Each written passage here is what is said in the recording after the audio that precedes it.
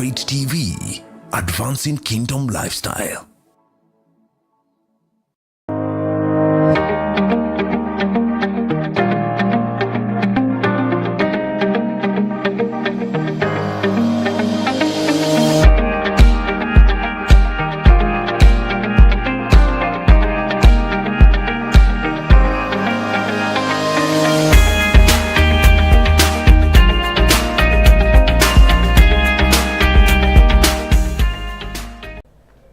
Good evening, ladies and gentlemen. Welcome to the GG Report this Friday evening, the 26th of January 2024. My name is Godfrey Gichuki. I'm your host tonight, and we are going to have a very exciting conversation. Wherever you're tuned in, please join us. This is your favorite show. As you know, the GG Report is a platform for big, bold, and honest conversation on a broad range of subject matters, social, political, economic, politics, and law, and what else? Everything else, including philosophy and theology. So today I have some three most eminent lawyers with me on this show. It's going to be very exciting, and I'm sure you're going to enjoy this show. So please share the links, and then we get this conversation underway. Today we are talking about defending the legal profession. And we are also going to be particularly focusing on the upcoming LSK elections. These three guests are actually on the election campaign trail. So this is going to be a mix of discussions of what's going on in the legal profession. And we're also going to talk about the elections. And I'm going to also give them a chance to pitch to those of you that are viewing this show, members of the very honorable Law Society of Kenya. All right, so let me begin the genesis of this conversation. Then I'm going to introduce, to tell you who is here very quickly, but then I will also give them time to introduce themselves more comprehensively. So now, as you know very well, the objective of the Law Society of Kenya is to promote the rule of law through advocacy and good governance. The LSK, which was formed in 1948, seeks to assist government and courts in matters affecting registrations and administrations of justice. Now, with over 20,000 members, LSK's vision is to promote quality and robust legal practice and the rule of law. That statement, rule of law, is going to appear here several times, so you're going to please pay attention to that. So the vision, the stated vision and mission of LSK, actually, basically, as we are saying, is to promote the rule of law. So a couple of questions that come up: is this vision and mission under attack? Now, the other question is, what is the status of the profession? How is this profession doing? Are Kenyans satisfied with the performance of the legal profession in our nation? So we're going to be hearing from these guests. We're going to be having this wonderful conversation. Remember, it's a conversation, and I believe you will enjoy. So I have on the set George Okenyo from right next to me here, Omwansa. And then also have with me Mwaura, Kabata, and I also have Anna Konuche, who is also here with me. And I'm going to actually ask them to introduce themselves, to tell us briefly about themselves and how they got to where they are today. So make it brief, so that then after that we're going to be talking about the coming elections. All right, so let's get this conversation underway. So we start from far left. Madam Anna, please, the podium is yours. Thank you very much, Pastor, and thank you for having us. Thank you, even my fellow contestants, for joining us here. We are grateful for this opportunity. As you've heard, my name is Anna Konuche. I am an advocate of the High Court of Kenya. I'll be starting my 20th year of practice on the 20th of May this year.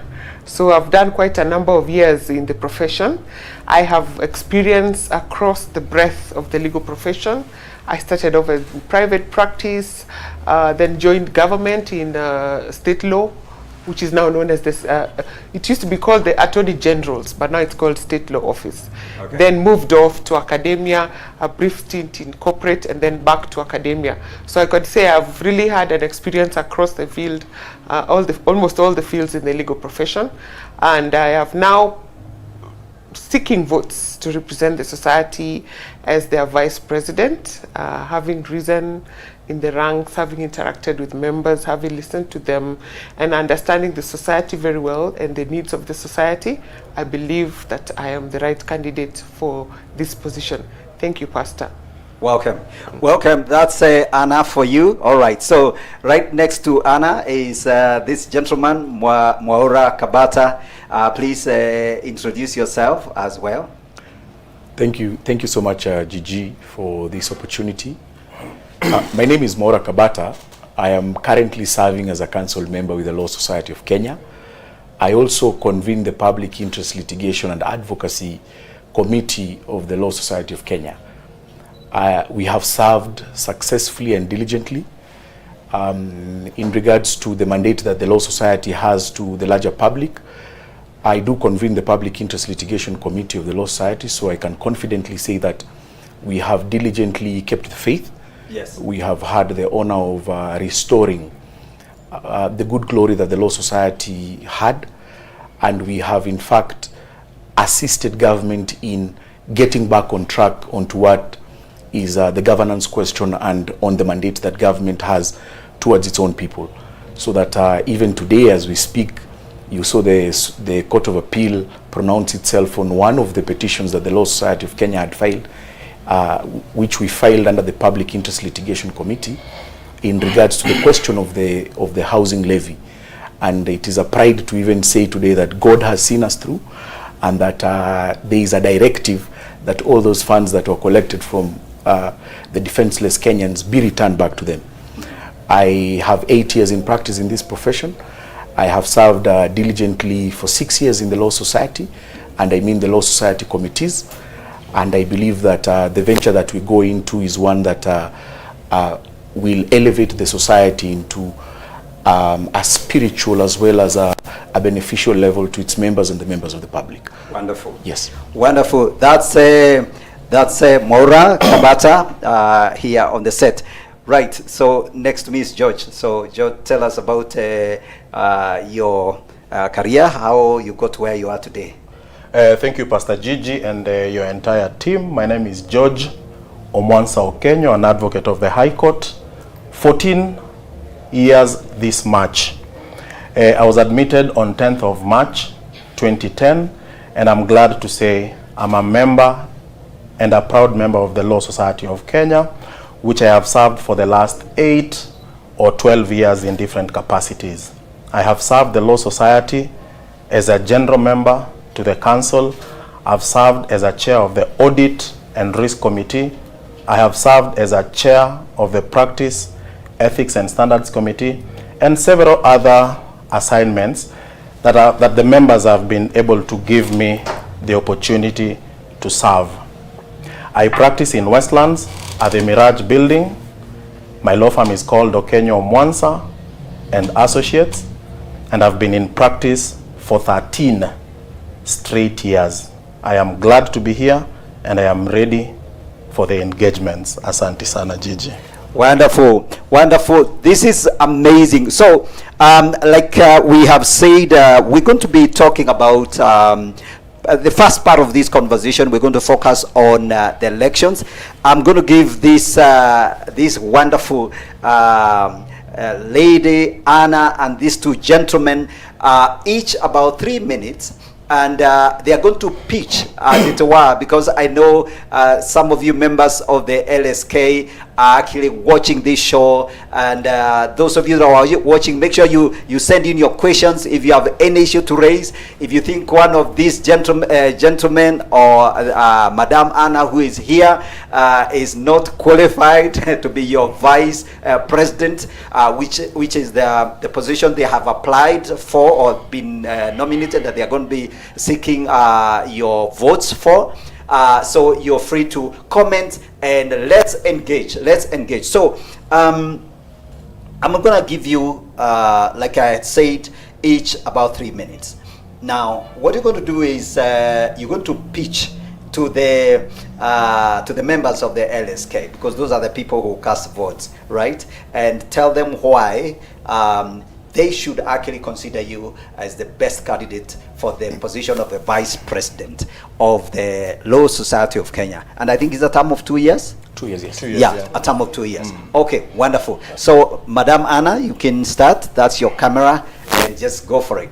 Thank you, Pastor Gigi. And to my dear colleagues in the legal profession, I believe I qualify for this position. I believe that I am the good or the perfect candidate. Let me use the word perfect candidate for the position of the Vice President of the Law Society of Kenya. As I've indicated earlier, I have served across the breadth of the law society, of the legal profession. And also within that time, I have served as a member of the disciplinary committee, elected by members. I have also served in 2 other committees of the society, that is the editorial committee and the civic education committee. Now, my candidature is hinged on 4-point agenda. Number 1 is governance. At the Secretariat, we are still struggling with governance issues. There are still a lot of policies that need to be formulated to guide the affairs of the society. I would point one, which I raised today, the issue of appointments to statutory bodies of members to represent the society in the statutory bodies. That is an issue that is not transparent, and members don't know how the appointments are done, who represents them, whether there is adherence to the constitution, even in that representation, in terms of gender, regional, persons living with disability. We don't know how they are done. The second agenda that I have is that one of transparency, which is also related to the first one. We want to know how the affairs are run. Members need to know how the budget is formulated. We want to participate as guided under Article 10, public participation in the preparation of the budget of members, so that we know how to prioritize. What is priority? Is devolution priority? Is construction priority? And then when it comes to the AGM, we don't quarrel over how accounts are presented and quarreling over every shilling that is presented in the accounts. My third agenda is welfare and opportunities, especially for young lawyers. Being in the academia where I train young lawyers, I receive a lot of requests every day about people who have no opportunities, no jobs, can't set up law firms. So we need to look into welfare. We need to look at even the welfare of in-house counsel. They've cried so long for what we call non-practice allowance. So it's a conversation we need to have. And finally, of course, rule of law, independence of the judiciary, and adherence to the constitution. That one is non-negotiable. And I think I will be expounding on that further, because I noticed that I think there will be more discussions on the same. So on that note, I urge members to please vote for me on the 29th of February for Vice President. I am vocal in the Law Society of Kenya, and I think most people know that I speak my mind, and I hold true to myself to account. I hold myself to account. Wonderful. All the time. Thank you. Yeah, thank you, Madam Anna. Yeah, so we don't have audience here to clap for you, but yes, I'm sure they are clapping for you right yes. where they are watching this particular program. So now it's your chance, Bwana Mwaura, Kabata. All right, so that's your camera. So please pitch, be very brief. You have about 3 minutes. Thank you so much, Gigi. For everything that my very dear colleagues here in studio are going to tell you, we have actually done that. And so what we are praying for is a sustainability program that can in fact ensure that the short-term as well as the long-term goals of the society are achieved. In any case, if you value any council member representative in any form, then there is an expectation that even my 2 colleagues, if they will get elected, they will then seek a fresh mandate to actually complete any long-term goals that they may not have achieved at that level. So I'm talking about sustainability. But when we went into council in 2022, we found a lot of instability that had been occasioned by disagreements in the previous council that my very good friend George Okenyo Omwansa was serving. And we restored that particular aspect of respect and dignity in the law society. We now have our international as well as our local donors back on the table of funding the law society. In fact, last year alone we had UNDP as well as CIRD and FYD put in a lot of money into projects that are well meaning to assist especially the younger bracket of lawyers that are coming into the market. We have partnered with IPOA, and they have promised in our memorandum very good partnerships in terms of setting up facilities that will improve the service from the National Police Service to members of the public, including a proposal to have an independent coroner's unit as well as an independent forensic laboratory that will be able to inform impartial investigation of police officers involved in excessive actions against members of the public. We have digitalized services to our membership.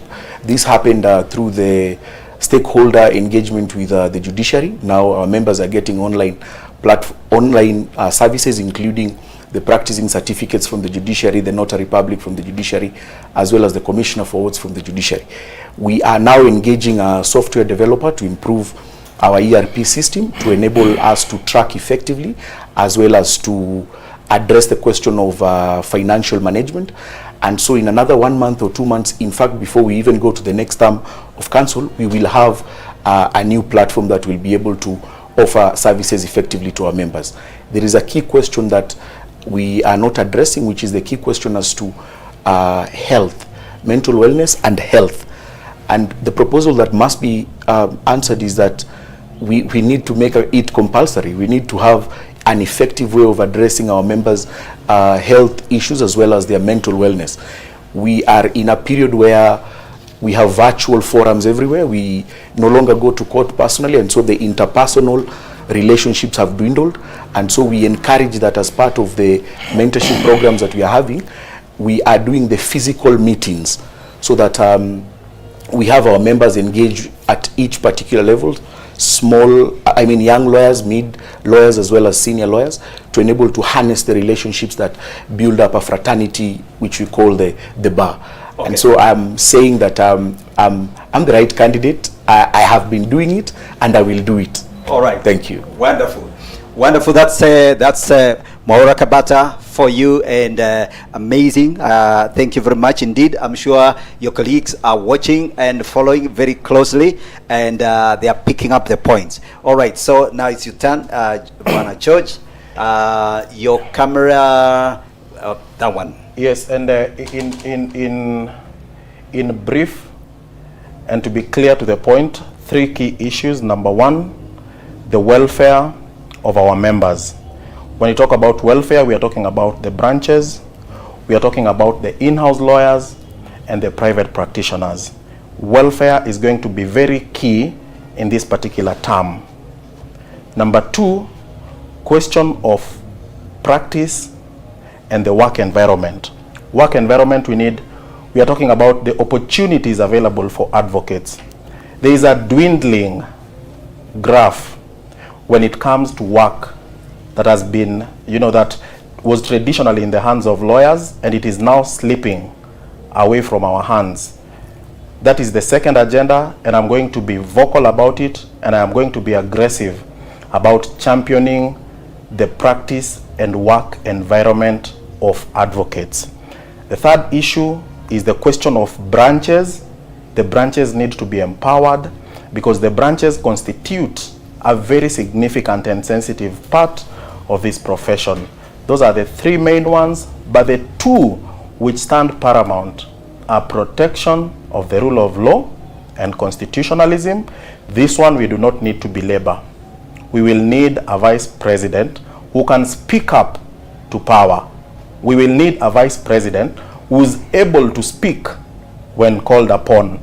And of course, the last issue is going to be the question of corruption in the judiciary.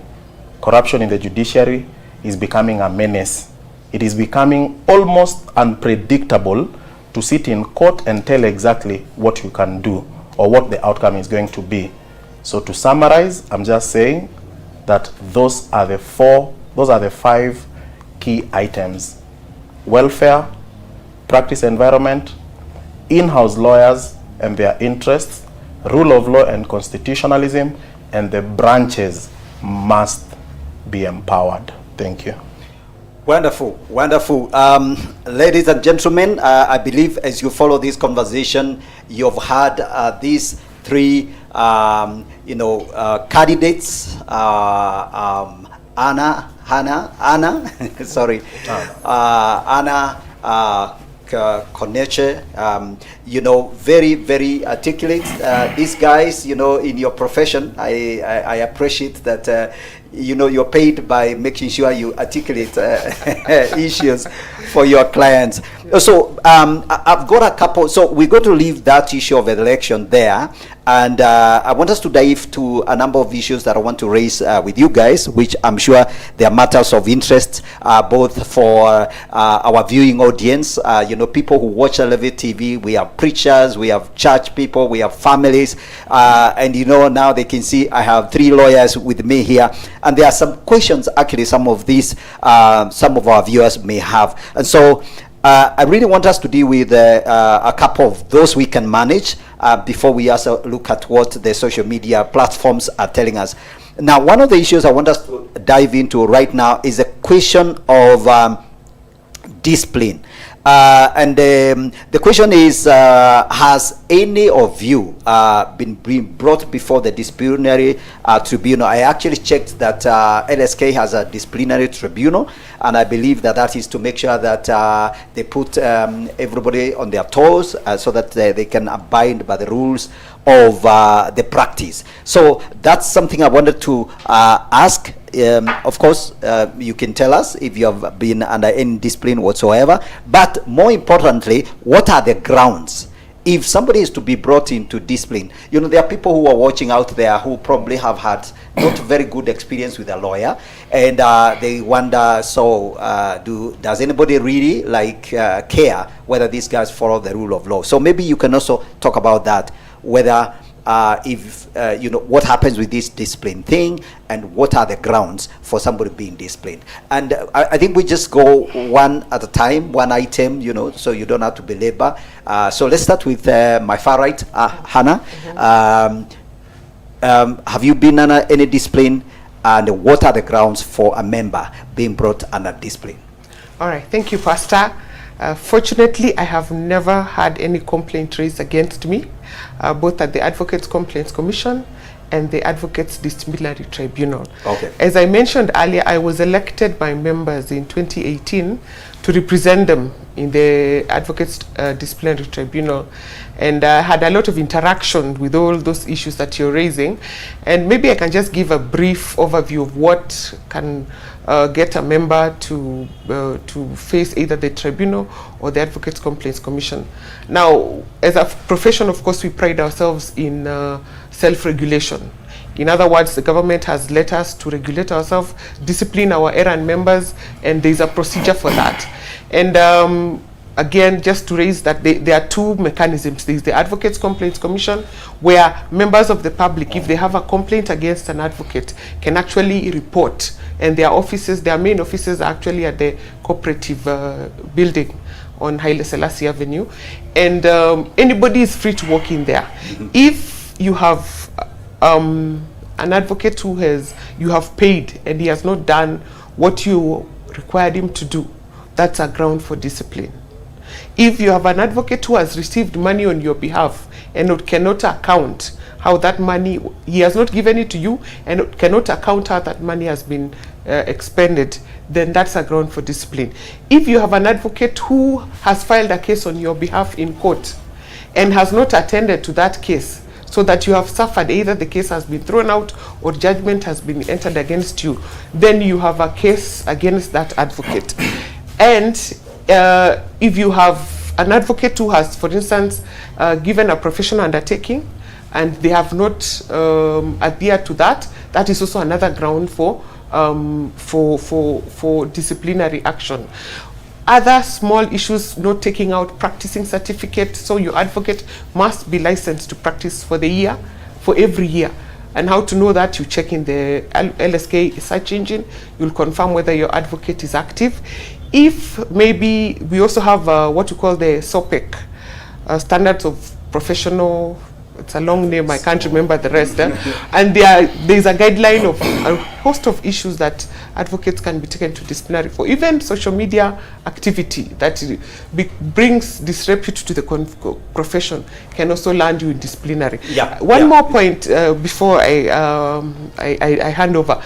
I didn't talk about the disciplinary tribunal. The disciplinary tribunal is where now you are tried. It's where the case is heard. So if you are taken to Complaints Commission, you may still end up in the disciplinary tribunal, and it has power to hear your case and discipline you or dismiss the case. Okay. And it's made up of members of the profession who are elected and a chair who is appointed by the Attorney General. Okay. Thank you. Wonderful. Yeah, that's very good. Actually, I think, you know, members of those viewers who are watching, in case you have a problem with a lawyer who is not doing their work or they are not delivering and you're paid, there is a way you can seek redress, and I think you have heard very clearly what Anna has said. So, gentlemen, so very quick. Let's start with Mr. Mwaura. Have you had any trouble? I currently serve in the Law Society of Kenya Council. Yes. That by itself yes. is a demonstration that I do not have any disciplinary matter. All right. But the main question is, we are all candidates in this race. Yes. It then goes without saying that none of us, because the qualification, one of the qualifications is you do not have a pending yes. Issue before the tribunal. So I am sure all candidates here are okay. They are in good standing. Okay. Yes. Okay. So I think that's good. How about you? No, I think Kabata has answered the question in clear terms, and also my colleague Anna Konuche has been able to create or to paint a picture on, you know, how the ADT and the ACC works. So there's no need of wasting time on that issue. Okay. Yes. Now there is something she's mentioned.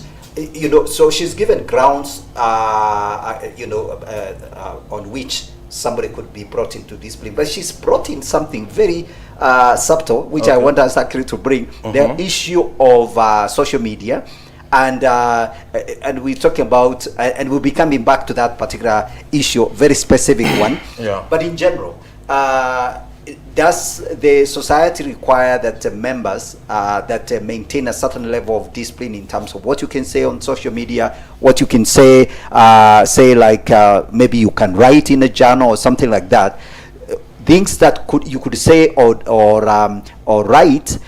You're doing well with your clients. You haven't embezzled anybody's money, but you're allowed, and maybe even political. And can that cause trouble? And maybe any of you can answer that. Let me just go first for some reason. When I served as the chair of the Practice, Standards and Ethics Committee, there came a need for us to promulgate or to come up with rules that were to govern lawyers or colleagues on how to use social media. They were commonly known as the social media guidelines. Now, interestingly, as we were deliberating on the rules, when they came for public participation, there arose a very sensitive issue. Can you check people's behavior on social media? Can you muzzle people's opinions? Can you muzzle people's free spirit to express themselves? It was a heated debate, and I know Kabata was actively participating in the conversations that were ongoing. But ultimately, I came to one conclusion, that you cannot police people through social media. That you can only let members, being members of a noble profession, act in a way that does not demean the profession. Absolutely. Yeah. All right, I'm going to hold you there. I'm going to hold the two of you. I'm going to hold you there. We got to go to a short break. Yes. So when we come back, we're going to return to that, and I'm also going to add in another aspect to that particular issue of social media. So Mr. Kabata will prepare to, jump in, and Anna as well.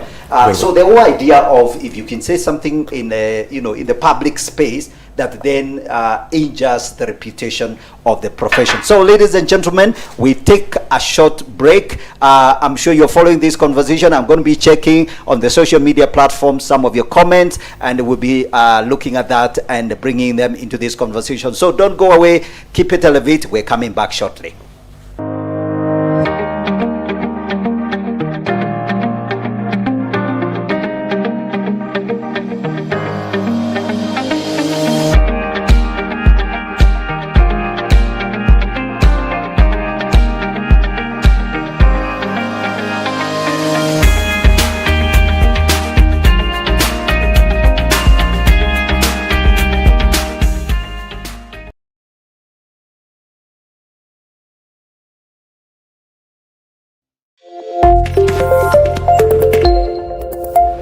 You invite somebody to come and preach for you as a local church, and it's always a joy to experience the impartation, the blessing, the grace. We loved him so much that we needed him to interact with our people because we needed him to help them where we cannot. Yeah. Along the way, he is speaking the numbers. But I think sometimes can be very strange if things turn around and the guest you invited takes over the church. This is the man that when every time we sat down with him in our house and he is talking, my wife and I would take a notebook and start writing the things that he is saying. Yeah. Because truly, There was a treasure. there was something. Now he's become your friend, you are submitted, but the person goes behind the back and changes your constitution. Within 7 minutes, their statement was this.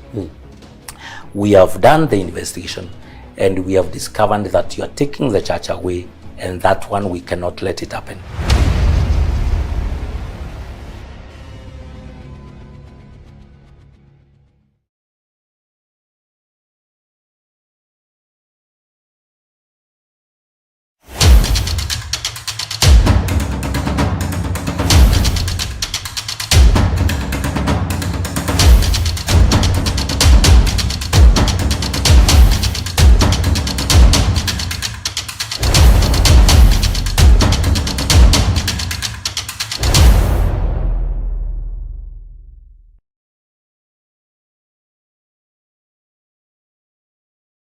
Pastors Prince and Grace Evans of Life Church International Utawala invite you for the Apostolic and Prophetic Occupations Summit and official church launch on Friday 26th to Sunday 28th of January 2024 at Life Church International Utawala Sanctuary, situated on Kibiku Road next to Sakra Apartments.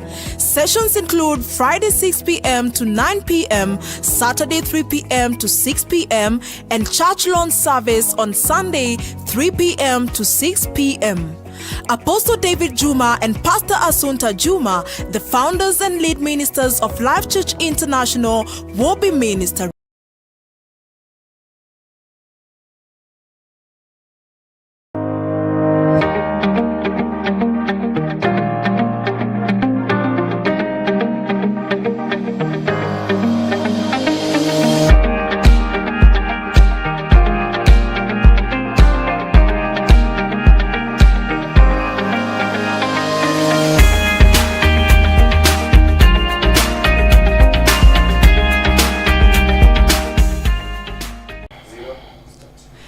Welcome back. This is the Gigi Report, and here we are talking about defending the legal profession.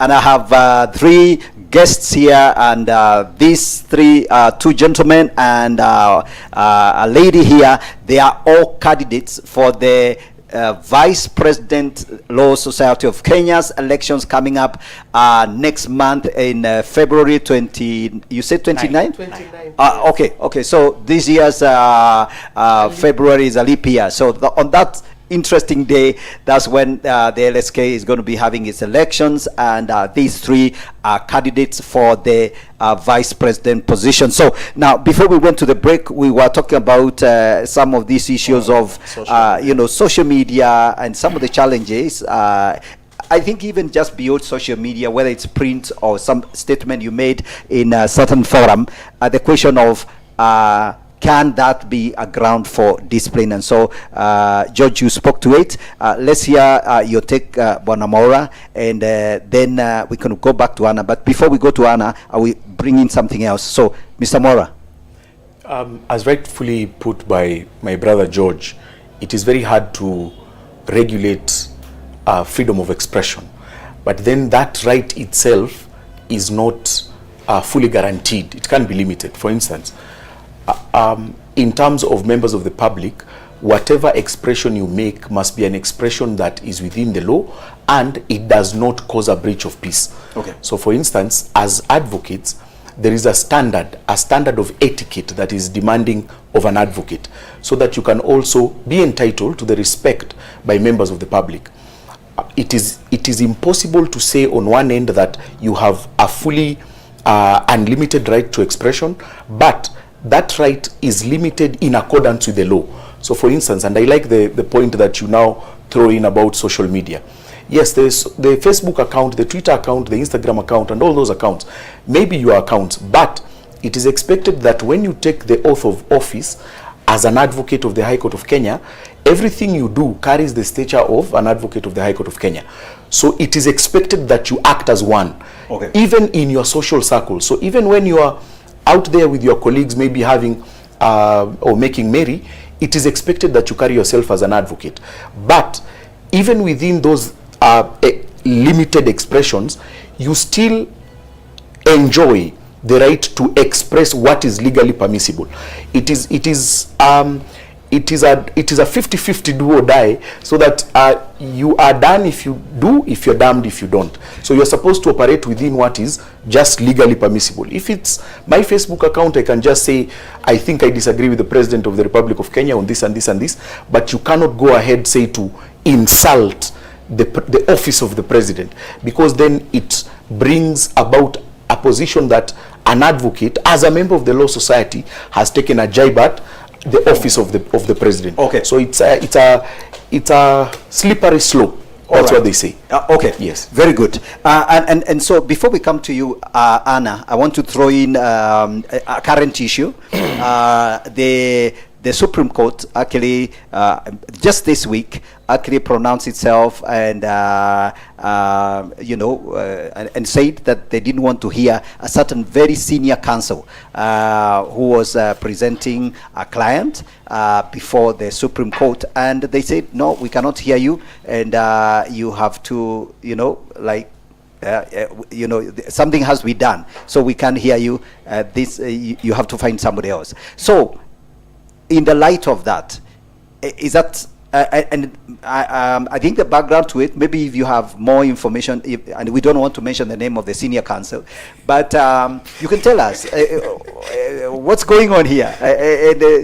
You see, Mwananchi is watching that conversation unfold, so perhaps it might put the profession into disrepute. All right. Thank you, Pastor. You've reminded me of a small joke where on a Christmas present, a parent wraps a bicycle very well and asks the child, guess what present this is? And it's clearly a bicycle. Anyway, in respect to you saying, not wanting to mention the name of the senior counsel. But going back to what the issue you raised earlier about social media and utterances in social media, I will bring up an issue which I will tie now to the current one, is that also in your utterances in social media, as an advocate, you're not allowed to speak about a case that is ongoing. We call it sub judice. It's already pending in court. So you may not give an opinion on how the court is likely to rule or how the court is handling that matter. We call it a sub judice rule. So you're gagged. You cannot speak about a matter that is ongoing. And secondly, you cannot disclose information about your clients. We are bound by the Evidence Act, what we call the rule of privilege. Information given to you by a client is privileged. You go with it to your grave. You do not disclose unless the client waives or unless it's in furtherance of a crime. So those are some of the other exceptions to what an advocate can post on social media. Now, coming to the second point on the utterances or the postings by the senior counsel and the decision by the Supreme Court, the Law Society of Kenya has gone to court over the issue. Okay. So as we speak, again, it is sub judice. So, but I think we can give an opinion. I support the position taken by the Law Society of Kenya, in the sense that the decision taken by the Supreme Court was taken without a fair hearing, disregarded the Fair Administrative Act. In other words, the senior counsel was not given an opportunity to be heard. He was condemned and heard. Okay, so initially that decision was rendered as sort of an administrative fiat. It was through the registrar, so that it was not a court. Then later on it was affirmed by the court itself, and now the Law Society of Kenya is going to court. And as I said, I support the position taken by the Law Society of Kenya. Irrespective of what they think the senior counsel has said, he deserved a chance to be heard, and then a decision rendered on it, so that he can explain himself if need be. Okay, I am not saying I support his utterances. I don't even know what those, for the purposes of this sitting, I don't know those utterances are. But yes, I support the position taken by the Law Society of Kenya. Okay, yes. Amazing. Yeah, and so again, do you guys feel that that is as more chip on the general reputation of the profession? Maybe that's a question we can say stays pending. And then we can perhaps come back to that later. So so there are a few other things that are on the card, and I want to raise them here again in respect to what is going on. One other very big issue. This is the issue of the ongoing kind of back and forth between the judiciary and the presidency. And the question of, is the presidency, somebody said, chokeholding the judiciary? I read that the LSK issued a statement not long ago, and beyond issuing the statement by the president of the LSK, there was a protest that was on the streets of Nairobi, I think last week, if not this week. And you guys, and your colleagues went to the street to protest and defend the judiciary. So that's a matter. And I would like you guys to speak to it and what's going on. And why the dispute, and what exactly is at the heart of that whole dispute? All right, so maybe we can start, let's start from George here. Oh, okay. Just briefly, to put everything into perspective, the President of the Republic made utterances to the effect that he is not going to respect court orders, and this came against the backdrop of the court having nullified or, ruled out of the President's favor in terms of the housing levy. See, the court said there has not been public participation, and therefore this, the program the president wants to implement is unconstitutional. That is the backdrop against all this discussion. Now, what the lawyers took to the streets was a simple message. Number one, to the president, and number two, to the general public. Number one, to the president in the sense that he must respect the rule of law. This is a country governed by a constitution. He is in office because of a constitution. When he was fighting BBI, so it is believed that the courts stopped reggae. When the presidential petition came to court, the court ruled in his favor, and so it is believed that the courts were fair. What we were asking is, what has changed now that the court has not ruled in your favor and you go ballistic? I mean, you go screaming that you're not going to respect, the will of the people. You're not going to respect the ruling of the court just because you have a plan. In my 8 years of leadership in LSK, I have come to learn a great lesson. When your members speak, in this case, when the citizens speak and tell you, don't go that route, my lesson has been, always listen to what people say. Wonderful. Bwana Mwaura, I think you need to speak to that issue. Yes, at the Law Society of Kenya, the Council of the Law Society of Kenya has issued statement after statement, Right. attempting to advise the President of the Republic of Kenya. In fact, in 2022, the President of the Republic of Kenya invited the Council of the Law Society to State House. And at this point, we believed that we had ushered in a level of confidence and partnership with the House on the Hill. And so when we were there, we discussed a lot of progressive matters that touch on matters of the society as well as matters of public interest. And when we left there, we had high hopes. Right. 1 or 2 years down the line, we are back to where we were before we went into those golden gates.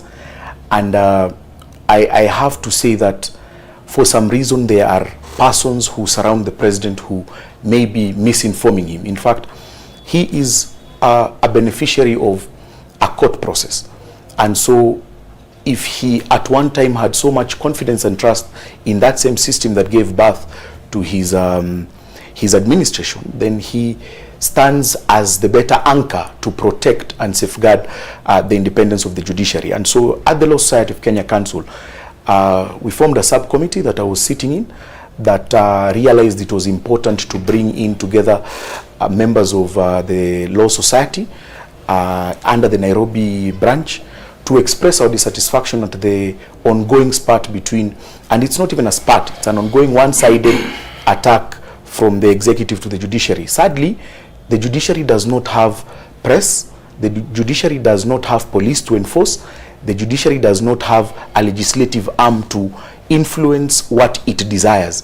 And so it only remains as the last fort that the Law Society must speak on behalf of the judiciary for one particular reason, or rather two. One, members of the judiciary are first members of the Law Society.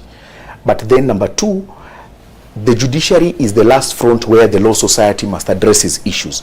Yes. So that just to pick up on to what my brother was saying, you know, the voice of the people is the voice of God. So if you, so they say. They say. And so if the voice of the people then is not heard, one, through its elected representatives, or if its elected representatives thwart that authority, then the people have a right to actually take back that authority and manifest it for themselves. So when we delivered the petitions, the several petitions to the office of the president, what we were telling the president is, please remember the oath that you took. You did not take the sword to cut people, as you say, but you took the sword to defend the people. Yes. All right. Okay. I think that's point well made. But before Anna responds, I want to twist to the conversation. Is there a possibility that okay, you know, I'm trying to see how to put this. Is there you know, a possibility that, for example, that the judicial, you know, the judiciary or the legal profession in general would become so like activist oriented, so that then you know, kind of joins up with other forces that are, you know, up, of course, against the presidency?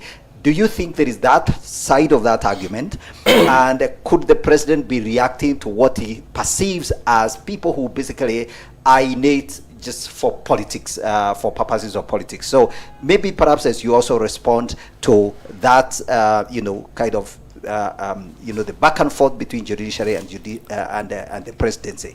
Yeah, so you can speak to it from that angle. All right. Thank you, Pastor. I fully join and concur with what my colleagues have said with regard to respecting court orders, respecting the rule of law, upholding the Constitution. And I remember when the president took office, the first order of business was the swearing in of judges that the former president had refused to swear in. And there was a court order that had directed the president to do that. So he obeyed. The first thing he did was to obey court orders. Right. Then subsequently, now he's turned around. But now to bring around the issue that you're talking about, yes, LSK is almost like a trade union.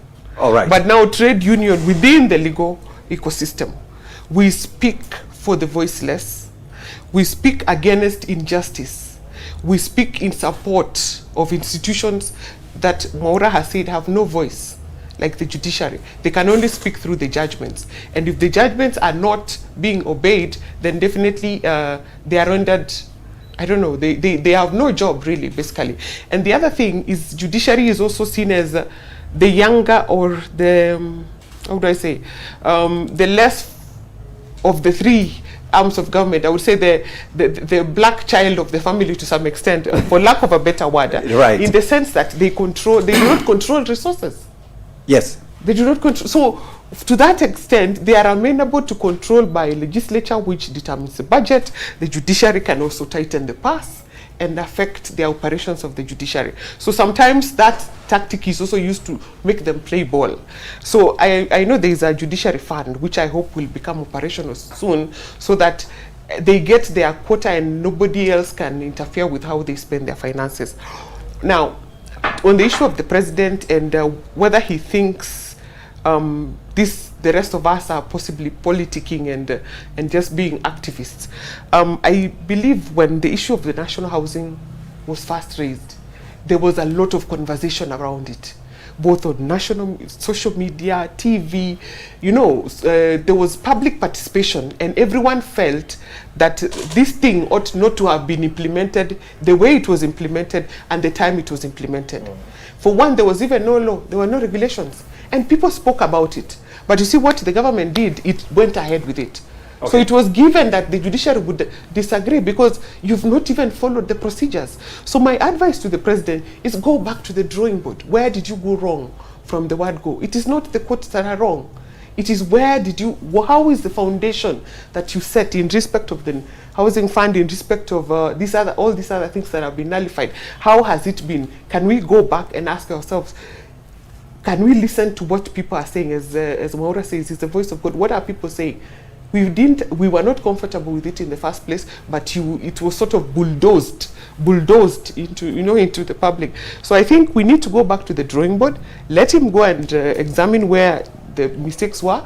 Can we set laws in place? Can we take the views of the public under Article 10 seriously and then implement them? But at the end of the day, court orders must be obeyed. All right. Okay.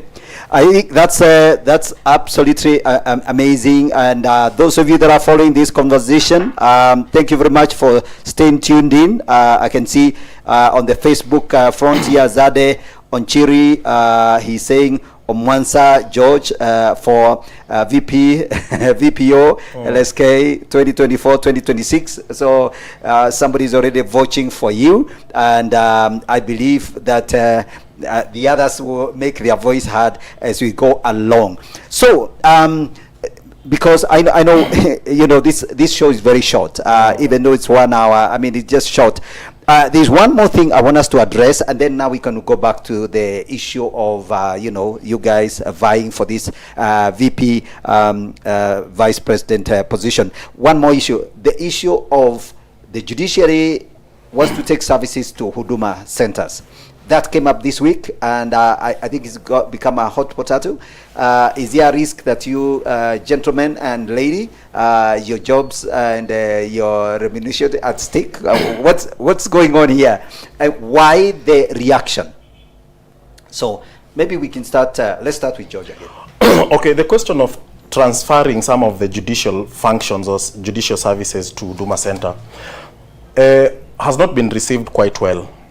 The Law Society or this profession churns out 2,000 lawyers or so every year. Right.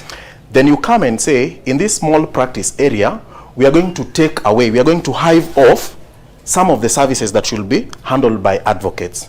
So the outcry has been, we must safeguard, we must protect the work functions of advocates. But most importantly, what is the legal framework upon which Huduma Center is going to pick up all these services and start dispensing? You know, under what framework is the Huduma Center going to pick up all these items and start offering them in place of the judiciary? We might not be allowed to comment a lot on this question because I know it's sub judice. Yeah. A matter has been filed in court, I believe. Two matters have been filed in court, so we might not be able to say a lot. But in summary, work opportunities for young advocates, work opportunities for members of this profession must be safeguarded. Wonderful. Mwaura, you agree or you disagree? I agree with what my colleague is saying to some extent. There is a judicial authority. There is a case in court. This is Kituo cha Sheria and another versus the Chief Justice and another 2021. This case, in its detailed reasoning, the judges there said that on the aspect of access to justice, which is a constitutional prescript, it directed under Order 1D, that 1A and D, that the Chief Justice set up stations within 90 days for the provision of accessible information that will help the public to access justice. Okay. So the reasoning behind that decision, and I agree with that decision, because many Kenyans may not be able to find or rather locate an act of justice like an advocate. It was deemed that, or rather we assumed, that in that particular case the Chief Justice will set up mechanisms within the judicial framework. Okay. Now when you see what Huduma services do under the Huduma services, something Services Kenya, is that it is a platform where government services are simplified. Okay. All government services are simplified. But the judicial function in itself is an independent function. So that if it is linked with government function, yes, then number one, it becomes not independent, but number two, it is unable to reflect the judiciary's policy. So that if a member of the public is now accessing Huduma, number one, he is accessing or she is accessing Huduma under an executive control. You find maybe members of the NYS, you find members of the National Police Service, but it is impossible to separate the judicial actors in that Huduma center. But number two, as my colleague is saying, it then opens up another avenue for persons who are not advocates to benefit from those services, purporting to offer services of an advocate. But you remember, we are held in a different pedestal, so that the value that an advocate gives to a member of the public when instructions are taken is different from that value that a lay person will give. For instance, we spend a lot of time in our libraries, as well as the training that we underwent from university to the postgraduate diploma to even graduate studies that we undertake to build our capacities. Yes. So you will come to find that some of the services that are being purported to be issued under this regime, or rather this policy, are services that advocates offer, and they offer within as an agreed form of remuneration. Okay. Yes. I think the point is made. Yes. The point is made that there are risks associated from a professional point of view, that maybe matters need to be properly clarified. Yes. But I think it's maybe fitting for the the LSK to jump in and say, hey, be careful if you're opening a Pandora box for guys in suits. I can also dress up in a suit and go to Huduma Center and say, client, no, I think I can help you with that. The Law Society has moved to court this afternoon. Okay. This afternoon. Yes. Hannah, very quickly on that, and then now we go back to the electioneering bit, because we are trying to summarize. Okay. Thank you, Pastor. Without repeating what my colleagues have said, but just reinforcing the aspect of opportunities for lawyers. We have lost quite a number of a bit of ground, a bit of market as lawyers. Tax agents now, anyone can be a tax agent, not necessarily advocates. The e-citizen, quite a bit also of our practice areas. The WIBA, lawyers will understand what I'm talking about. Maybe I will not elaborate it for members of the public. So this was another encroachment into our practice areas. And perhaps what Mwaura is not telling us is whether Law Society was consulted. I think we need to be told whether the Law Society was consulted before this decision was passed, because he seems to be defending it, which is okay, but were we consulted? We are the largest players in the legal justice system, the Law Society of Kenya. Were we consulted on how this is going to be conducted? And then secondly, because they are saying it's access to justice to members of the public, there are other ways of opening up the justice space. The National Legal Service Council, National Legal Aid Service, NLAS, needs to be empowered, needs to be funded, so that it can have pro bono lawyers offering legal services to members of the public at free, and they are paid by the government. That is another way. It doesn't have to be just through the Huduma service, yes, Okay. service centers. Otherwise, then we may no longer need our clerks. We may no longer need our pupils and interns, because all that is probably going to be swallowed up. Okay, Yes. and perhaps maybe the other implications, we don't know what the implications are, but thankfully, your colleagues have gone to court, so I guess another court order will be coming out, which the president will have to wrestle with. Which he has no option other than. Yeah, so I think this is an amazing conversation, and unfortunately we have like 2 minutes to go to end this program. So I think the best we can do right now is I'm gonna give you each like 30 seconds to just a word to the Kenyans that are watching, and reassure them. I think we need to reassure wananchi that you guys are working for their interest, and that you are out there, you're professionals, and you really want to make sure that Kenyans get value for their money, and they get professional services whenever they need it, and you are out there as a LSK, as a society that is ready to serve Kenyans. So we'll start with you, Hannah. That's your camera. All right. So 30 seconds. 30 seconds, yes. I just want to reassure the public that the legal profession is looking after their interests. We speak, as I said, for the voiceless. We are professional. We are self-regulating.